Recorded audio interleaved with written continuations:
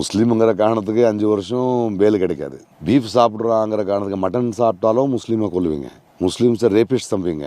இவங்க முஸ்லீமை எதிர்க்கிறீங்க, முஸ்லீம்னா வேண்டாங்கிறீங்க, முஸ்லீம்களுக்கு சிட்டிசன்ஷிப் கொடுக்கக்கூடாதுங்கிறது ஒரு கட்சி. இது முஸ்லீம் வேலைகளுக்காக வேலை பார்க்கறதுன்னு நம்புவீங்களா நீங்கள்? நம்புற மாதிரி ஏதாவது போய் சொல்லணும். இந்து முஸ்லீம் இந்து முஸ்லீம் இந்து முஸ்லீம்னு கத்திட்டு இருக்கிறேன், நீ முஸ்லீமை காப்பாற்ற போறியா? அதுக்கு வக்ஃப் யூஸ்டு ப்ராப்பர்ட்டிக்கு பேப்பர்ஸ் காமிக்கணுமா? 300 வருஷத்துக்கு முன்னாடி பேப்பர்ஸ் இருந்ததா? ஒரு வக்ஃப் சொத்தான்னு ப்ரூவ் பண்ணுறதுக்கு ஆதாரம் எங்கேருந்து கொடுக்குறது? 300 வருஷத்துக்கு முன்னாடி நீ பிடிப்பியா? எங்கேருந்து எடுத்துகிட்டு வருவானே? அப்புறம் அந்த முஸ்லீம் வக்ஃப் போர்டுக்குள்ளே நீ 2 ஹிந்துக்கள் வேறு அந்நிய மதியர்கள் உள்ளே வரணுமா? வைக்கலாமா? அது ரூல் அது.